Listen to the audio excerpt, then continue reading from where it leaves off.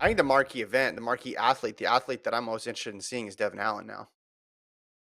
And it's not because of my NFC East future bets. It's because the guy ran 1284 and I want to see what he does now, especially after a long flight, getting all the way over there.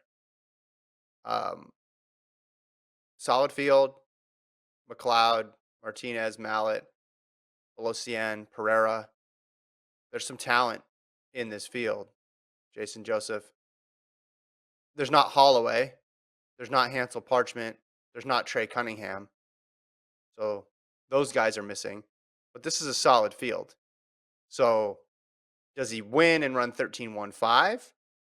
Does he get beat for whatever reason? Or does he possibly match or get somewhere near the 1284? I was talking about this last night on the other pod that I do, House of Run. Jason, my co-host, and I said, if he goes sub 13 in this race again, he's a favorite for Worlds. He has to be considered the favorite for Worlds if he's sub 13 on a quick turnaround race after beating Holloway in the margin that by the margin that he beat Holloway. Do you agree?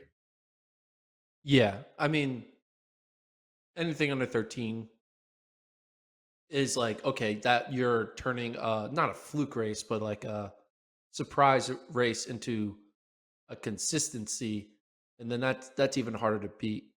I think Yeah. the likely outcome is we're gonna get a win that's like 13-11.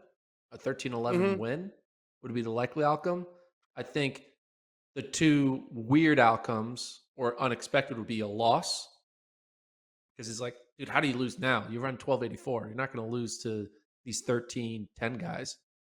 That would be weird. And then also another weird result would be him breaking 13 again, having another 12-9, 12-8 type race. And then you're like, all right, we need to recalibrate this whole Grant Holloway is the future of the men's 110 Yeah. hurdles, because Devon Allen is just coming in and trying to grab that throne right before our eyes. Yeah. Right before he pieces out. Yeah, right before he I leaves. wouldn't be surprised with the loss. I'll say that. If it's like really bad, if he gets fifth or something, then I would say that's more of an out. But if he goes, 13-1-5 and loses to McLeod, I think you can chalk that up to all right, tough turnaround. Or he hits a hurdle, something like that. I agree with you though. The another 12-8, 12-9 low outlier performance.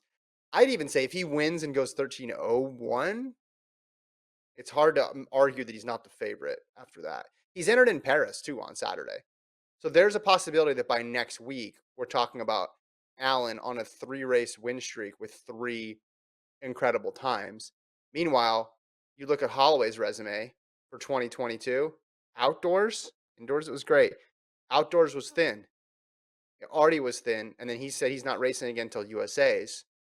So again, no one's discounting Grant Holloway, which I know that's how this would get spun, right? We're going to have another situation where it's like, I proved everybody wrong. No one believed that I could do it.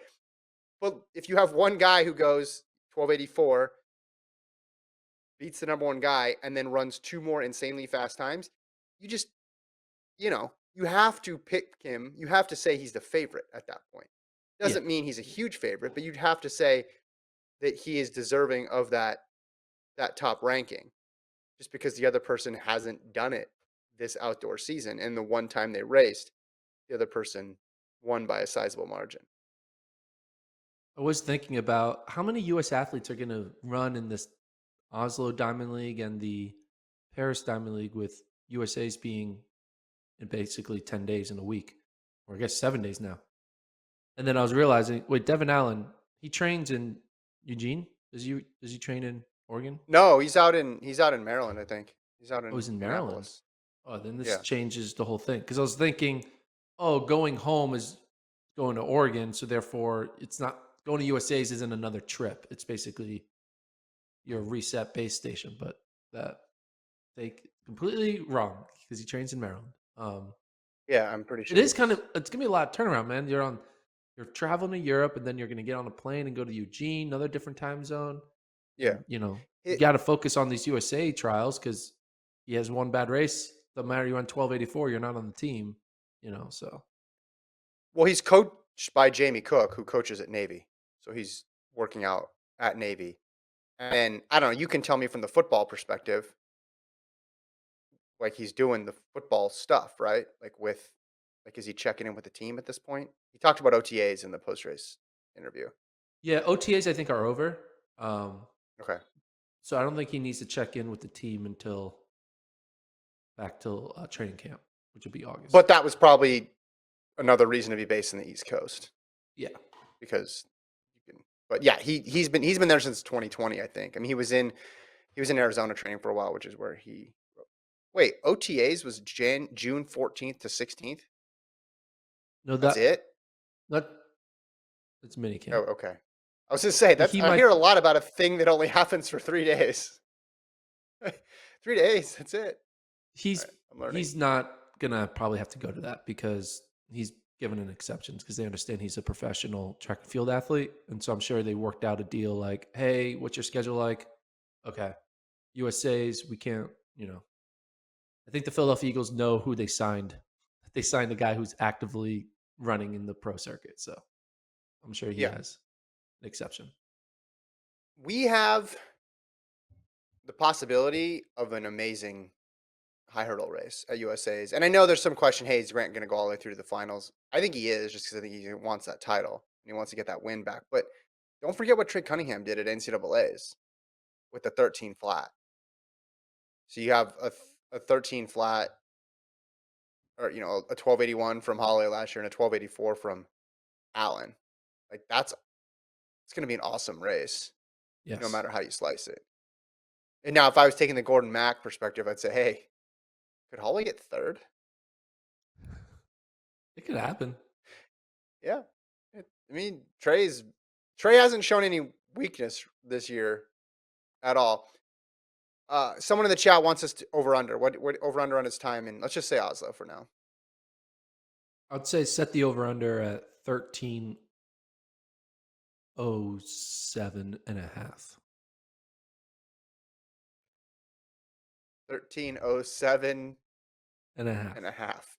Okay, good. I I don't don't think want you no need to do that. pushes. I don't No want no push. pushes. Okay. Okay. What are you Gotcha. taking? The Gotcha. over under on 13:07 and a half For Allen or the winner, for Allen. I'll go over. It obviously way more exciting if it's the under, but I'll go over. But that's a good number because I think, as I said, sub 13, you're obviously going to say, all right, number one ranking goes to Devon Allen.